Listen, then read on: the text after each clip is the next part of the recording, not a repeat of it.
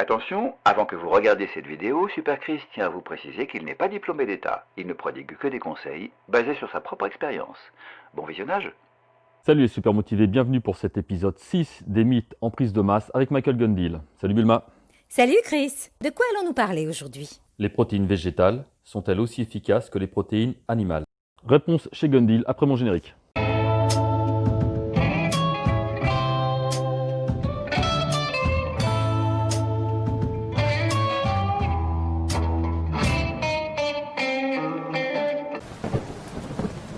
Alors justement, on parle de manger du liquide après l'entraînement pour que ça soit digéré plus rapidement. Donc protéines en shaker, c'est ce qui paraît le plus pratique. Logique, oui. Logique, pratique, ouais. logique. Justement, alors, Mais pas obligatoire non plus. Nous, on amenait une banane, dans le fond du sac, tu la trouvais tout écrasée, Oui, et puis tu bouffais des œufs, tes œufs, ça faisait 3-4 heures qu'ils étaient dans le sac. Tu ouvrais ton Tupperware avec tes œufs durs, je peux te dire que ça dégageait sec dans le métro. j'ai connu. Ou sinon ta boîte de thon, tu vois, tu ouvrais ta boîte de thon et puis ton riz, t'étais pas le moins regardé, et puis il fallait des plombes pour bouffer ça, alors qu'un shaker... Dédicace à mes collègues au bureau d'ailleurs qui me maudissent. Bah ouais, non mais c'est ça, après t'es pas obligé de passer par la protéine en Non, poudre, mais mais c'est quand même, ça te donne un confort de... c'est ça, les compléments sont pas obligatoires, c'est juste le côté Mais, pratique. ouais, ça te donne, parce que bon, tu prends ton shaker à la rigueur, même si les gens te regardent d'un mauvais oeil, c'est ce que je dis, tu vas le prendre aux chiottes et puis personne te... Ouais, Mais même si tu bouffes ton thon dans les chiottes, l'odeur des chiottes va être recouverte par le thon, donc... c'est ça. Donc c'est quand même beaucoup plus pratique, et puis c'est pas plus cher non plus, parce que les mecs ils disent c'est plus cher. Si tu te débrouilles bien, c'est pas plus cher non plus. Bah, justement, une des idées qu'on entend beaucoup en ce moment, c'est que les protéines végétales sont aussi efficaces que les protéines Voire animales. plus, voire plus. Voilà, ça, c'est ce qui se dit. Donc oui, non mais ça se dit. Moi j'ai fait toute une rétrospective sur l'histoire de la nutrition. Les premières protéines en poudre qu'on a vendues aux culturistes, c'était du soja. Déjà à l'époque, parce que c'était pas cher, parce que du soja il y en a toujours eu beaucoup. Et donc après, il y a eu une montée en qualité, donc on a eu les protéines de lait.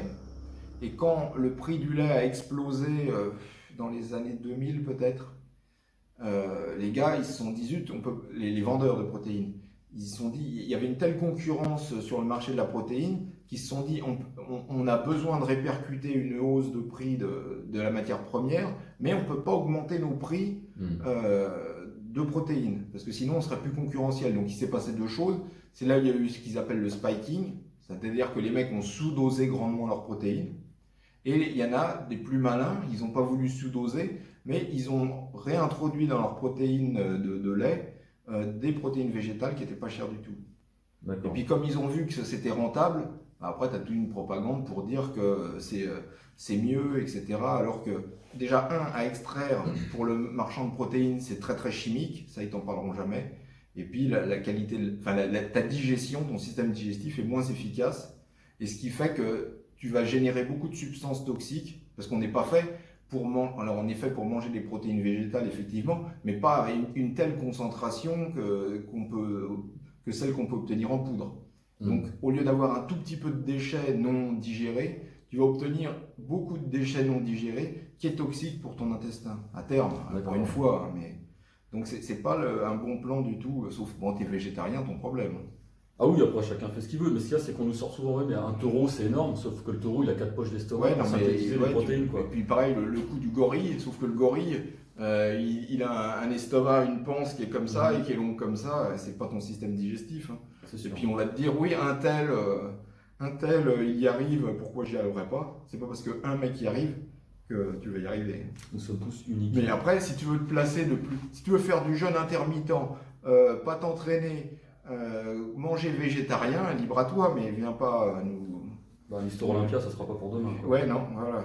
Ni le moindre gain musculaire, parce que tu remarqueras que sur Internet, les mecs, ils font ça, ils ont tous progressé, et puis ils envoient leurs photos la semaine prochaine, quoi. C'est ça. Fin de cet épisode 6. Donc, en conclusion, vous l'aurez compris, les protéines végétales ne sont pas aussi efficaces que les protéines issues du lait, des œufs, etc. Après, comme d'hab, chacun fait ce qu'il veut. Sur ce, je vous dis à très vite pour l'épisode 7 avec Michael Gundil. Ne lâchez rien, restez motivés. Tchuss! Au revoir. Cette vidéo mérite bien un petit pouce bleu. Si vous ne le faites pas pour Chris, faites-le pour moi. Bisous. Cette vidéo vous a plu, alors n'hésitez pas, vous la likez, vous la partagez, et vous retrouvez Chris sur Instagram et Facebook aux adresses mentionnées ci-dessous. Merci.